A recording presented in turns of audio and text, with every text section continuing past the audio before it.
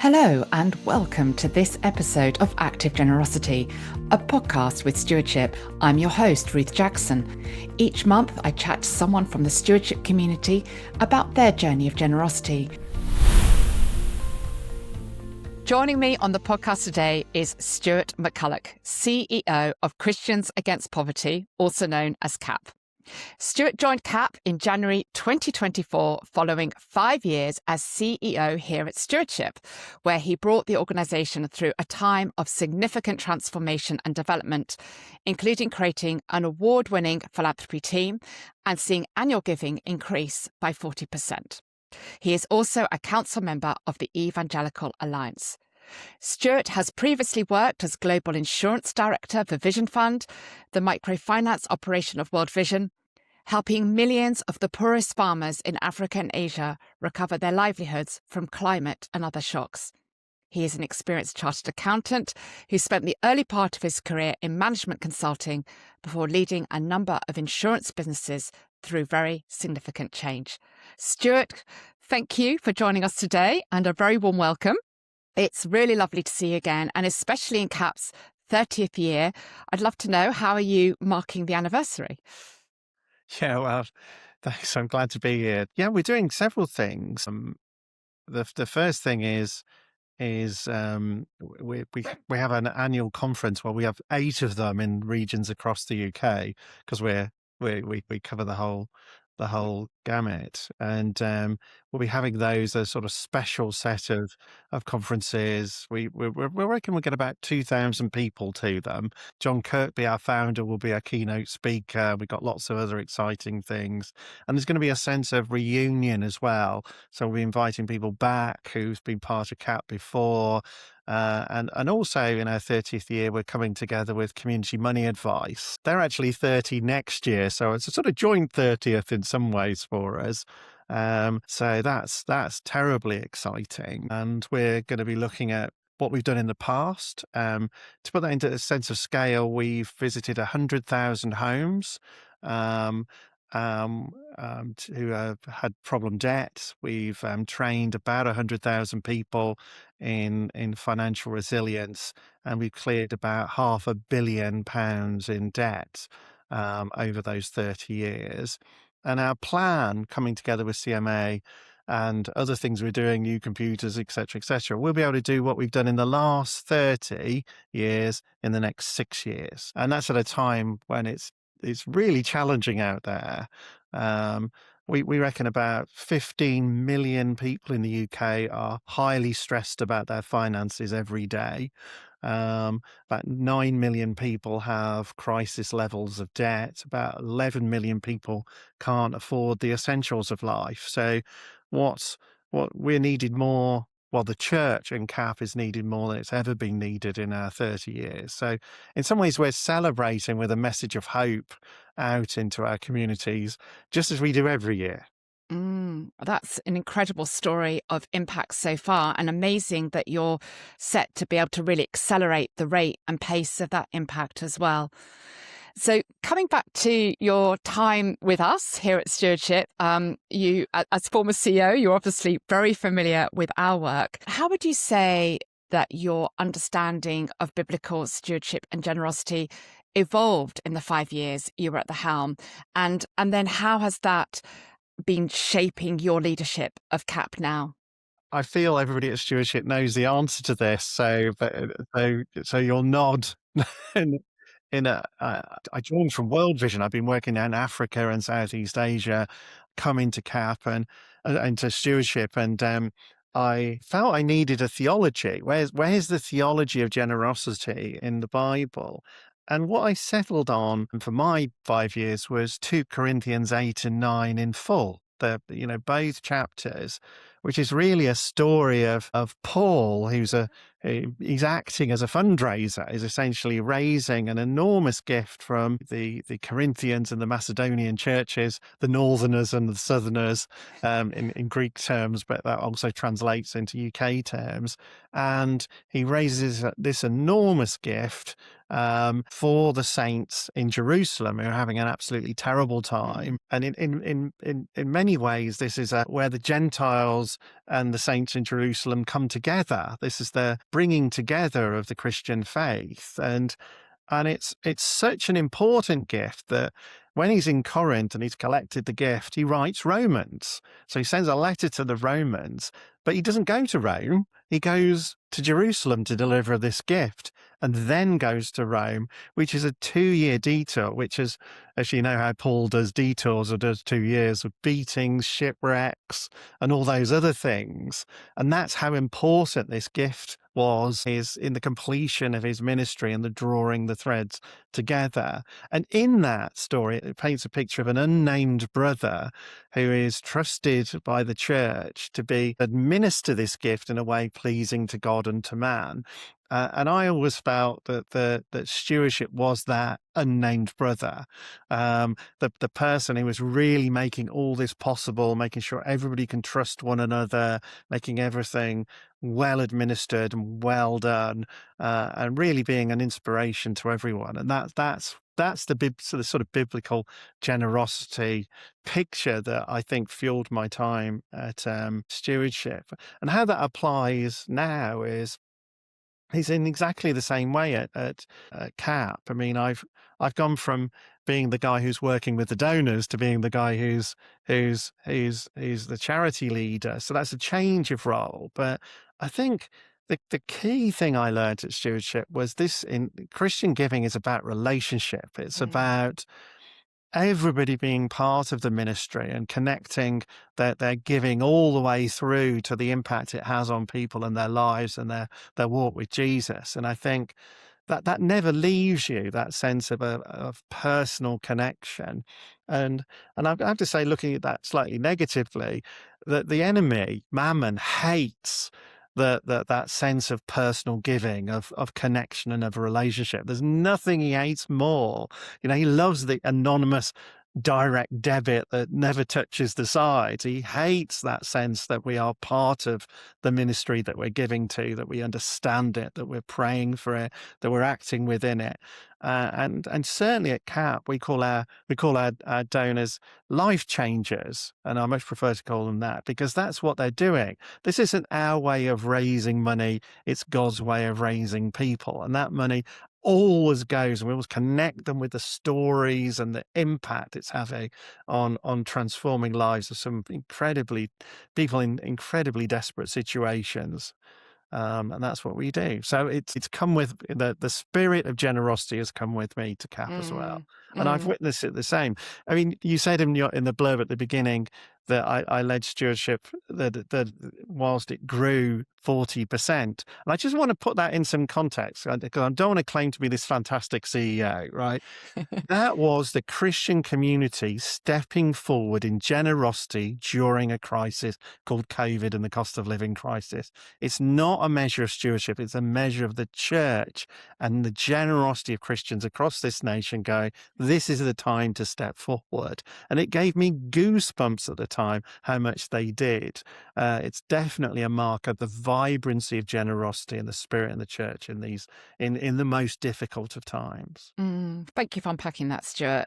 Really helpful insights. And from all of that, I love life changers as a descriptor of donors. That really speaks in a very vibrant way to the reality of generosity, of this flow of provision that, yes, covers finance, but also covers all facets of generosity. We know that. And it does. It literally changes life. We like to talk about the impact, and that's the reality behind it. So thank you. I love that. And it's wonderful to have that fresh way of looking at it.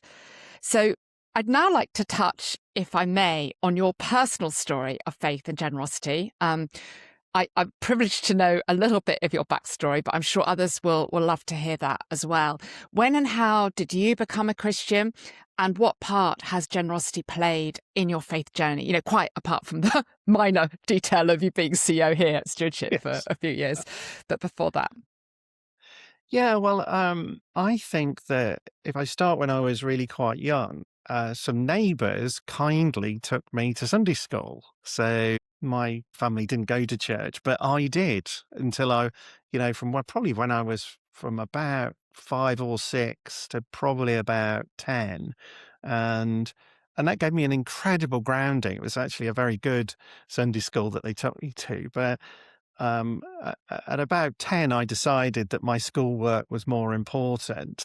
And I've always been a worker. That's always been my thing. So I had my first paycheck at 10. It was cleaning. It was helping my dad repair a church hall floor, one of those parquet flooring ones. I've never been so dirty in my life since. And I had my first job at 12, regular job, my first summer job at 14. I was the first in my family to go to university. My parents had no academic qualifications at all. And I just kept working and found myself at 41 as the CEO of a Lloyd's insurance broker in the City of London. So I often say I climbed the greasy pole and found myself up a greasy pole. And there's pictures of me at that time. You know, I've got this sort of businessman smile and businessman eyes. I'm not against businessmen, but that sense of I was I'd done what the world told me to do, but I didn't know the Lord. So I'm in my early 40s, and the world's telling me I'm an enormous success. I was, earning lots of money, and I had lots of things to show for that. That wasn't my background. I no, in some ways, I had no idea what I was doing, and then just as the world is telling me I'm such a success, my first wife got a diagnosis with terminal cancer, and 3 years later was gone. And this is where faith re-entered my life in the simple way of the rector of the local church came round to arrange the funeral and invited me along. And I often say I was that guy sitting at the back weeping through the service. It was the hour and a half in my week where I stopped and I thought and only that hour and a half made any sense to me. And in class, it was the ordinary things of church that saved me. It was the welcome team that spotted there was this sad guy at the back. It was the pastoral care team who came alongside me and gave me a coffee every Saturday morning with John and Margaret, who knew brokenness much more than I did. That it was the small group that wrapped around me as I recovered. They decided to give me a job as treasurer, which you do if you know your numbers. So it's just that ordinary, the ordinary things of church just pulled me back into life and gave me a perspective. And I wouldn't recommend this to anyone, but the way I described that time, it was at the start of that, it's like sitting in a desert at night on your own, in the cold, in the dark. You're hungry. Everything is you're at your absolute lowest point, and you can just know, just to my right, that Jesus was there, and we didn't, he didn't say anything. He didn't do anything. He didn't give me some sort of message. He was just there when I needed him most. And that's all I needed. I didn't need anything more than that. And th- I wouldn't change that for anything. There's solidity in that for me that really keeps me going. And it also means that I'm an enormous fan of the church, because at the time I was in greatest need, it was there for me. I've even got a number for that, because I'm a numbers kind of guy. 37% of adults who come to faith at a time when they have a great need in their life. And I know what that feels like because it happened to me. And actually that happens to many of our clients, that Jesus is there for them when they need him most. And we come in as CAP and the church to help those people. And I often think Jesus is going, yeah, where you been? I've been waiting for you for ages. He's already there. Yeah. Right. Okay. Well, let's crack on now. We'll give you a Yeah. hand with this one and change someone's life. And that's what I've always seen the church and faith as a truly transformational experience for me. My kids even say that there's old dad, then there's new dad. Oh, wow. And it's all about that time. As I say, I wouldn't wish the loss of one's wife, on anybody. And just to end that story, same church that the curate noticed that I was getting on really well. This was a good few years later with the lady who ran the parish office, and Sarah's now my wife. So Oh. even that piece of transformation came from the simple, ordinary things of church. Oh, that's such a beautiful and poignant story, Stuart. And thank you for sharing it so vulnerably. That I'm sure will really impact people listening. And there's so much there to think about and so many different facets of it that I can imagine will be like touch points for people listening. And, the phrase that comes to my mind as I listen is beauty from ashes. Yeah. As you said, you wouldn't wish that or any of the suffering that people walk through on anyone, but it is just part of God's miraculous nature, the way he can literally turn something that has just fallen to pieces into something so beautiful. So thank you. Now, I know that over the years, because in your time at Stewardship, I mean, we're so privileged to have this bird's eye view of the sector and generosity. So I know in that time alone, but also outside of that, you'll have experienced some really powerful moments of generosity. This is always a tough question, because I'm asking you to choose, but I wonder if you've got any particularly inspiring stories to share, maybe just one or two that really stand out to, or just particularly speaking to you in this season.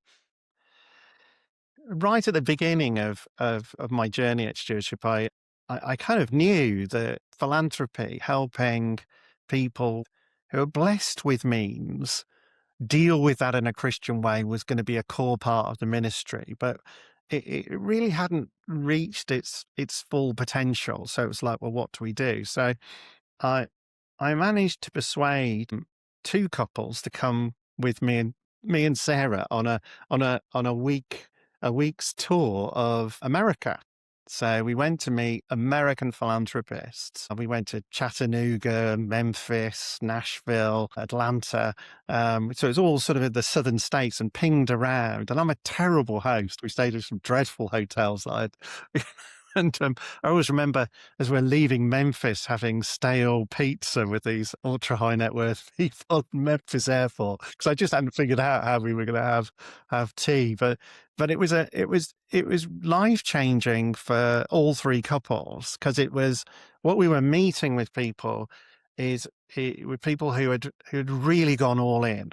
Um, and we thought we would be learning about the technicalities of philanthropy, and we didn't learn any of that, because none of it really applied. It's a completely different tax system. None of that mattered. What we were meeting with Christians who had opened their hearts to the Lord, and God's love was flowing into them and then flowing straight back out again as fast as they could get it to go. And that was just utterly inspiring.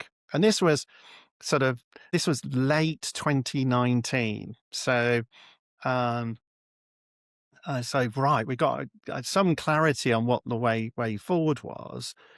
Then this thing called COVID hit Mm. about 3 months later, and we did something we called the Rapid Response Fund, which again was one of these things where nobody can remember where the idea came from. When the Spirit's working, we go, "Did you think of that? Did I think of that? Did someone suggest it to us?"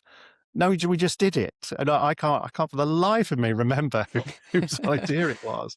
But we raised £5 million in like 2 weeks, and distributed it in grants, 100 grants in 100 days, hence rapid. And so this brought Spring Harvest online. It helped finish off Lexio 365. It helped Alpha get out in an online world. It did a lot of the things that got the church out there during early COVID, and because we did it fast, it had a disproportionate impact. We got, and we did an evaluation afterwards, and most of the people who got the money, because we were bringing people up saying, "Can we help you?" which they were not. They said it felt like a movement of the Holy Spirit. And it inspired them to continue. It really was a boost. Well, anyway, I needed an advisory board to work out what was doing. So I involved these two couples again. We'd been on this jaunt to see how you could not just raise money well, but give it well, and thoughtfully and strategically to have impact. And we had the best time, because we were just the hands and feet of Jesus at a time when we needed to be. So after that, well, we're talking again to this couple who go, right, now we know what giving needs to be like. And they became the first people to do Stewardship's philanthropy fund. So, which was essentially just the holiday plus the rapid response fund plus a little bit of thinking, said, well, if you're going to do this, not as rapid, not in Yeah. 100 days, but do it as a family, as a thing. What would that be like as part of your ongoing life? And in fact, I'm arranging to have dinner with them in a couple of weeks, so we're still in contact on a social level. And it's that sense of this being a journey, and those families have journeyed so well with their churches, with their families, and generosity's become part of their lives. And one day I'll write a book about all this. But it's a sense of it's a component of worship. It's a component of how we deal with people. It's a change in our relationship with money, with our occupation, with our activity, and it's an absolute thing of beauty to see people's lives transformed. And the final thing I'll say is, so often in philanthropy, we think, oh, someone's been blessed with great wealth. But often that comes at the end of something. It's a result of building a business and then selling the business or something like that. And so what comes with that great wealth are great questions. What do I do next? What impact will this have on my children? What do I do with this money? And you go to secular advisors and they say, well, build a bigger barn, put guard dogs around it, have a trust fund to protect yourself from your children and your loved ones. I mean, it's kind of, and it's no, what you need is deep Christian witness to come alongside you, the experience of others ahead of you on the journey to really bring this alive for you. And I think stewardship's really representing that well, even to this day, probably better than ever I did, because that journey continues. It does. It does indeed. And you talk about a journey, and I think all of these inspiring stories of generosity and what you've shared as well personally, they just point to how generosity is such an integral part of our discipleship journey. Yeah. Which brings us back to the Bible. And I'd love to hear from you, your thoughts on how the Word, God's Word, can help us steward our resources really well and really generously. Yeah, well, I mean, there's a lot. The bits I like, Yeah. well, obviously 2 Corinthians 8, 9, Yeah. 8 and 9 I've mentioned, which is really, I think it talks about the act of giving, the act of receiving. So it's great for those who are going to support something. It's also great for Christian leaders. How do you ask for support for your ministry? And it creates what I call the economy of grace. It says how that really works. I also like the parable of the talents, obviously, and I use that an awful lot in my work because it says it's not just about how you invest, but what happens afterwards. And I also like the way the master thanks the servant, the faithful servant. Well done, good and faithful servant. And then he says, because he's quite a boss, the Lord, you've done well with a few things. I'll now give you responsibility over many things. So actually, that's the journey. And then finally he says, and come share your master's happiness, which is just, that's just the best thing. So the thing about generosity, there's a depth of joy in it that I think people underestimate. And then the other two I'd probably point to are the prodigal son and the older brother. I always look at the older brother. He's not, not enough people preach on the older brother. They preach on the prodigal son, but the older brother is also really interesting in terms of how he deals with his wealth, how he's closed in. He's not actually getting out in the world. He's unhappy. Both of the brothers don't quite get it right, and that's a salutary lesson about how we deal with these things. And the final one I like is the sheep and the goats, where Jesus is pretty clear what he's looking for us to do. And I think all of those resonate really well. What I like about the Bible is it's full of wisdom on money, on generosity, and how we live our lives. But there's no off-pat formula. I can't give you, here's the formula for you. In some ways, you've got to work that out and journey with it on your own. But I would say to anybody who's wrestling with these things, the quality of the teaching and preaching you get is really important. Absolutely. Now, I would like to come back to CAP again for a moment and CAP's mission. And I'm remembering as well, we held a Cause Cross event on UK and poverty and debt a little bit early in the year. And in fact, you were there and contributed. And there we shared some shocking statistics on this area. And you've already, at the beginning of the conversation, mentioned some. So, obviously you're very familiar with this area. Just to build on what you've already shared in this conversation, in prep for this conversation, I looked up that apparently 1 in 5 people, so, that's 20%, are living in poverty in the UK, which I think will surprise many listening, because we tend to think of this country as being relatively wealthy. And very distressingly, 6.8 million are in very deep poverty. And apparently that's the highest level it's been for over 30 years. So really, it's just to underline the point that you've already made, that there is this very acute need in this country at the moment. And I think if this is a cause area that speaks to us, our hearts break, but we can also just feel overwhelmed, can't we?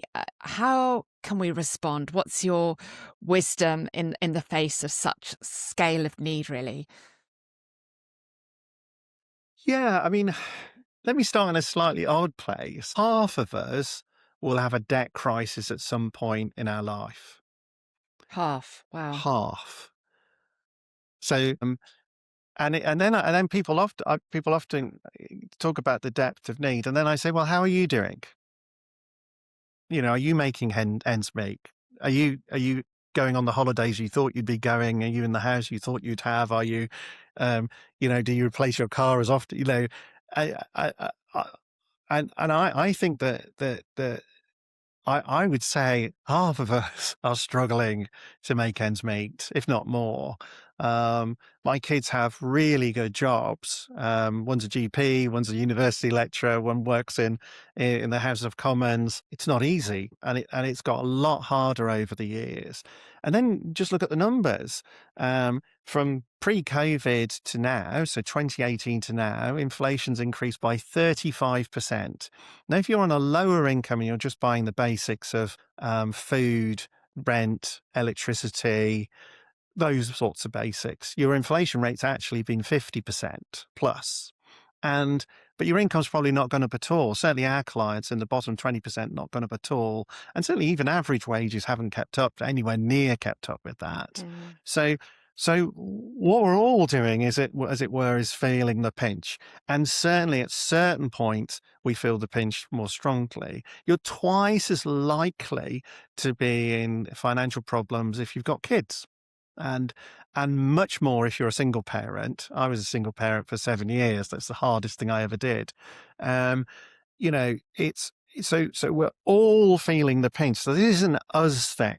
It's not a them thing. And even if you're in the half that aren't struggling, your neighbors are, the people in your church are, your community is, and your community is probably next to communities that are struggling even more. And the scale of this is changing our society. It's changing our Mm, politics. It's changing our economics. It's changing our society. And we're becoming a more unequal society. We've gone back to a level of inequality we've not seen since the 1920s. Think Downton Abbey. That's 1920s. That's the level of inequality that we're back to. The post-war equalization has reversed, mm, and we can't afford that. I mean, I'm a poverty charity leader. We can't afford the welfare bill, but the answer isn't to cut it. The answer is to deal with the underlying problems of poverty.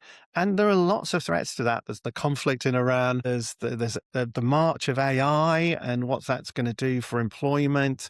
These are big issues that we've got to grapple with as a society. But the church is doing amazing things, and I just want to celebrate that. 95% of churches have a social action program. 67% have a food bank or are associated with a food bank or a pantry. 30% are now doing some sort of financial debt kind of thing like we do. Isn't that absolutely amazing? There's only one slight sad point in that, in that only 26% of church leaders say they've integrated their social programs with sharing the gospel. And at CAP, we always do that. But it's something wonderful to say that with CAP, with CMA, is sending out 4,000 people out of 1,000 churches. It was 380 debt centers into the mission field every every single day to help people, tens of thousands of them every day. And they go out like the 72 do in I think it's Luke 10. Jesus sends out the 72 and he says this. He says the harvest is plentiful, but the workers are few. So we've from the get-go, we've been scarce of resources, and we still are. And he says, I send you out as sheep amongst wolves. You're not always going to get the best reaction. But what they do go out, these 72, and 72, I don't think he counted them, 1, 2, 3, 4, 72. I mean, 72 means an awful lot. And there's an awful lot of people going out of churches, changing lives, and they see signs, wonders, healings, and miracles. I've not heard anybody else preach on this, but what does he say when they come back? So he turns to the apostles and he says that they've seen and heard things that kings and prophets would have wished to have seen and heard. Now, that is us being transformed as much as we transform people. And I think this is about the church in its community reaching out into those in great need, just as the Bible teaches us, just as we've done from the very start of our faith. 200 years ago, we'd have been building orphanages and other things. What we're doing now is this, and it's just remarkable what we see. And as I say, we call our supporters life changers. There's prayer warriors out there. There's people acting and coming alongside people just as they've been helped. Some of our best befrienders and coaches are former clients because they're just helping people in the way they were helped before. And this is terribly exciting, I think. The church is blossoming as a beacon of hope. And I'll give you two other numbers. You know I like my numbers. 25% of all adults in this country say that they, a friend or a relative, has been helped by a church in the last 5 years. And 65% of all adults now say a church is going to make a difference to someone in their community in the next year. They expect that of us. I think this is a new season that we're going into of relevance and as bearers of hope. Thank you, Stuart. That's really, really helpful. What I'm wondering is, I can just imagine some of our listeners, and it's not going to be any surprise given the stats you just shared. In fact, it could be many of our listeners might be thinking, well, okay, I'm encouraged. That's great. There's good things going on in my church, and maybe I can look there if I want to help. But I do also want to be generous. But I myself am really, really struggling. I've got a really tight budget or worse. What would you say to them to encourage them? How can they respond in faith to this need? Yeah, the really interesting thing about CAP supporters are the vast majority of our supporters are in exactly that situation. Um, they are they are members of the churches. They're, they're people in the communities that we work in, and there are about 30 odd thousand of them that give us the majority of our income. And that's because this is personal to them. This is there, but for the grace of God go I. And that's certainly what I say. There, but for the grace of God go I when I see clients, because I'm from that background as well. The Coventry Debt Centre, I'm from Coventry, is between my old school and where I got my first job. Literally 200 yards each side. And the debt centre manager lives where I used to get the bus stop, by the bus stop I used to get to go to school. And it's in where I grew up. And the sense of supporting something that's helping your neighbour, I think is part of how generosity goes to those, even those on tight budgets, to give Mm. that few pounds to say, right, I want to be active in my faith. I want to be a life changer. I want these services to be in my community. Is truly transformational, and it. As a charity leader, every penny I spend, I think of where it came from. We have a currency called the Life Changer, which is a monthly donation of a life changer.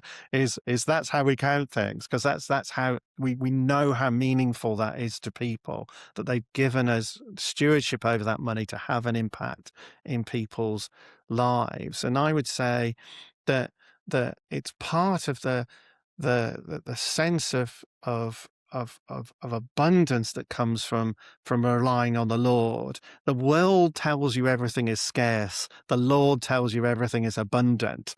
I would say, listen to him, because he's right, they're wrong. I mean, in no way does it say in the Bible, give absolutely everything away. That's not the message. But as part of your walk with Jesus, as an act of worship, to carefully and studiously consider a piece of generosity that's a component of how you're living your life, I think is uplifting and life changing, and it's a true blessing. Yes, it's about the heart behind generosity, isn't it? And God absolutely sees and honors the smallest of gifts, because it might be, as you know, a small gift, but in relative terms that might be actually very, very significant Huge. for someone individually. And of course as well, you've mentioned all the wonderful social outreach work going on across the UK church. So there's another way in which to get involved, by volunteering your time. It's your time as well as your treasure, and indeed your talents. We talk about those three things, don't we? So thinking about how you can serve your church with the skills and experience you've got. Mm.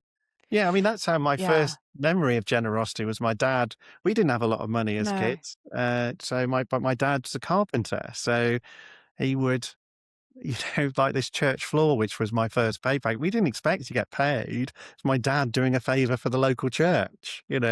Um, I'm not supposed to know what the house we were replacing the windows was, but it was a women's refuge. So I'm 6 years old. I'm in a women's refuge. My dad's replacing the windows, and we were there for weeks doing this thing, so to make sure that the house wasn't drafty, and so he wasn't giving money, but he was giving time and talent. And that's where my first memory of generosity comes from. It wasn't from money, it was from activity. And as I say, the enemy hates that most of all, that you're acting in relationship to do good in his name. Mm. Thank you for sharing all that about CAP's work, Stuart, and your reflections on what's going on with the UK Church as well. Coming back to stewardship for a moment, I and our generosity report for this year. We're running out of time, but I really did want to ask you. I know you've looked at it. Was there any finding from there that particularly surprised you this year? Yes, surprised in a pleasant way. I Yeah. mean, I think that I'm going to be greedy. It's probably the last three findings, which are all about the young. And there's something really important happening with young adults, that they're stepping forward in generosity as young Christians. And you can see in church growth. There's a lot coming from there, but also at CAP. The 18 to 30s are our fastest growing segment, sadly. So there's something about, and it's wrapped up with your last question of how we learn.